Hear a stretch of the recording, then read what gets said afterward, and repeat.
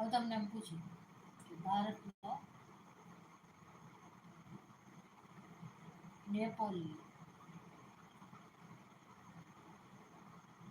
તરીકે કોણ ઓળખે છે? ભારતના નેપોલિયન તરીકે કોણ ઓળખે છે? તો કે સમુદ્રગુપ્ત. કોણ? સમુદ્રગુપ્ત. તો કે એ કયા વંશનો હતો? હવે એમ થાય ને કે સમુદ્રગુપ્ત કયા વંશનો હતો? તો કે ગુપ્ત વંશનો રાજા હતો. ક્યાં હતો? ગુપ્ત વંશનો રાજા. તો કે એના કે પુરાવા મળે છે કે? તો કે અને અત્યારે આપણી પાસે છે ને આના પુરાવામાં તો કે એ વીણાનો શોખીન છે. કારણ એના જે સિક્કા મળ્યા છે ને આપણે સિક્કા એમાં એ વીણા વગાડતો જોવા મળે છે.